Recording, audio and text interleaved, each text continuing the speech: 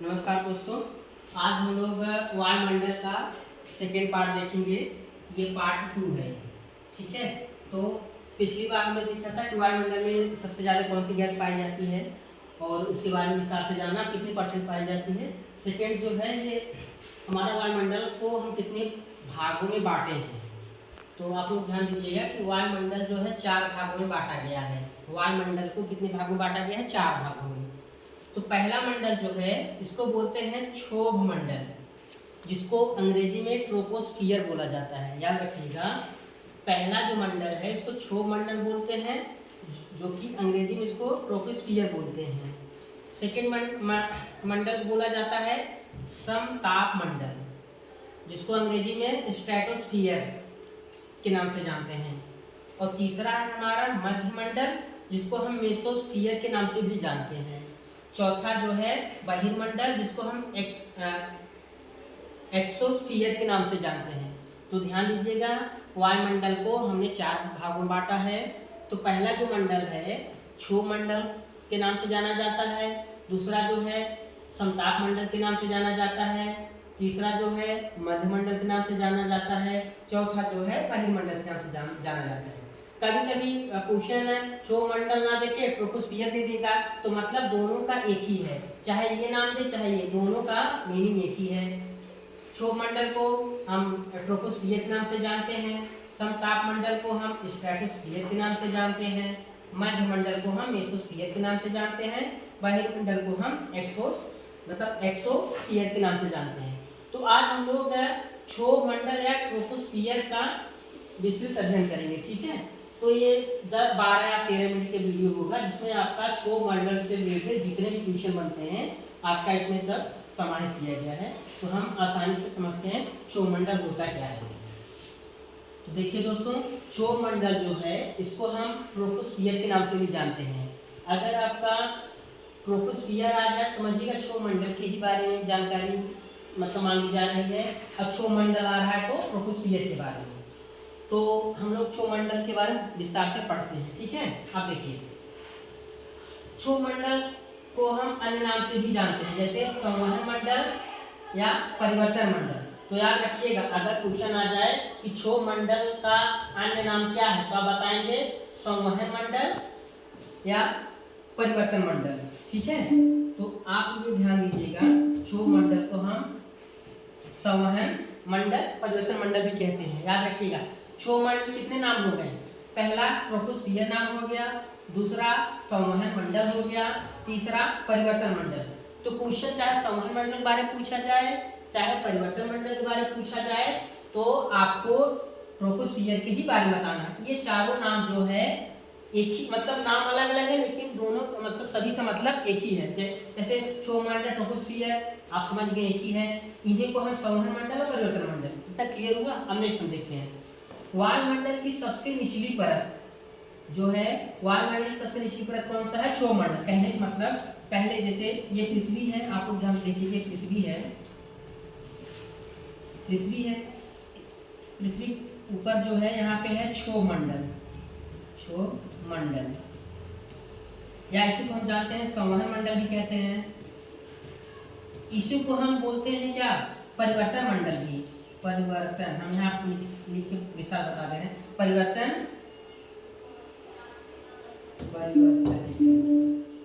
इसी को हम परिवर्तन मंडल ही कहते हैं। इसी को हम ट्रोपोस्फियर बोलते हैं, ट्रोपोस्फियर।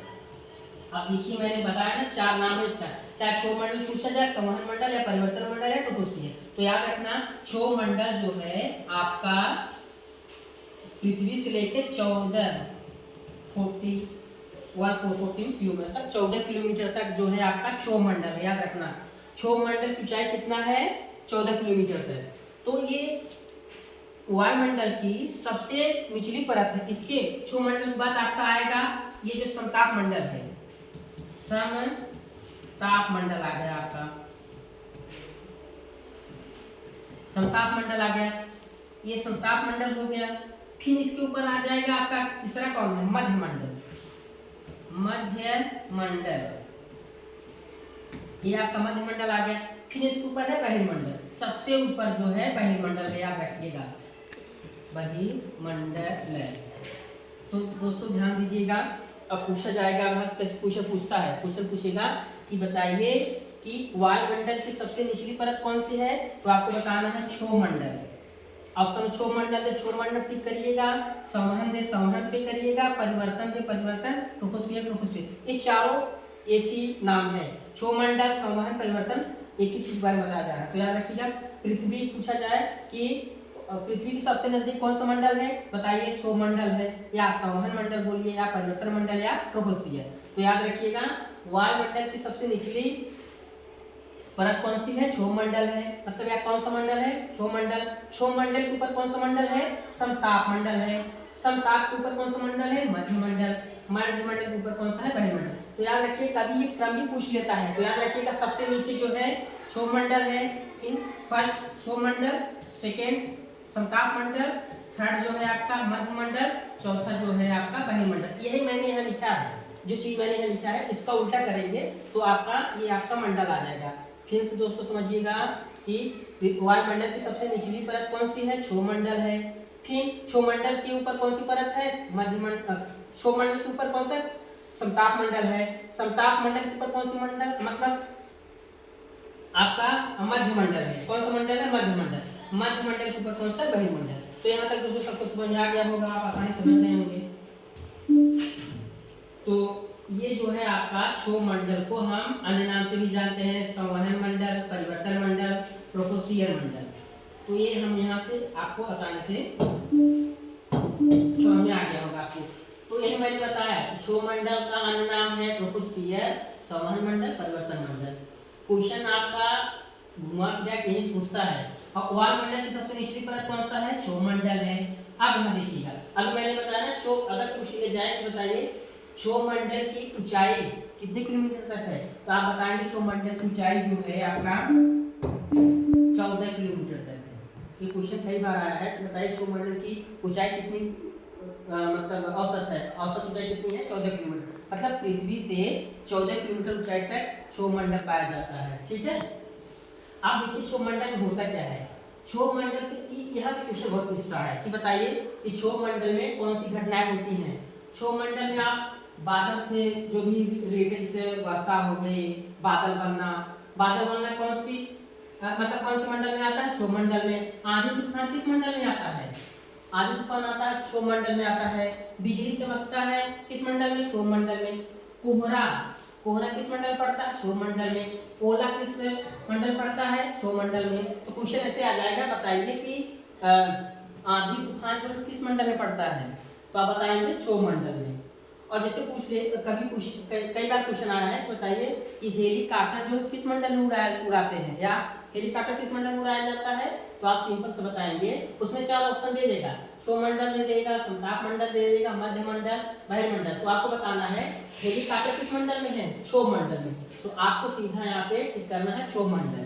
तो यहाँ पे क्वेश्चन ऐसे पूछ सकता है, बताइए पक्षी जो है किस मंडल में उड़ते हैं, तो आपको बताना है, तो सीधा संवहन मंडल बोल दीजिए, या परिवर्तन मंडल, या ट्रोपोस्फियर, या क्षोमंडल, जो भी आपका ऑप्शन जैसे थे उसे बता दीजिएगा। अब जैसे क्षोमंडल क्या है कि गर्मी के दिनों में क्षोमंडल की ऊंचाई बढ़ जाती है। ये क्वेश्चन कई बार पूछा है कि बताइए क्षोमंडल की ऊंचाई किस मौसम में बढ़ जाता है, तो बताइए गर्मी के मौसम में जो है क्षोमंडल की ऊंचाई बढ़ जाती है, और ठंडी के मौसम में क्षोमंडल की ऊंचाई जो है आपका घट जाता है या कम हो जाता है। तो यहाँ से हम लोग क्षोमंडल के बारे में डिटेल से समझे हैं। आपका कहीं से भी अगर क्षोमंडल क्वेश्चन पूछा जाएगा तो यहीं से आपका क्वेश्चन आएगा। आप पेपर उठा के देखिएगा, क्षोमंडल से रिलेटेड जो भी क्वेश्चन आए हुए आप मिलाएंगे, 100% आपको मिलेगा। तो दोस्तों हमने आज देखा कि क्षोमंडल के बारे में विस्तार से हमने जानकारी ली। धन्यवाद।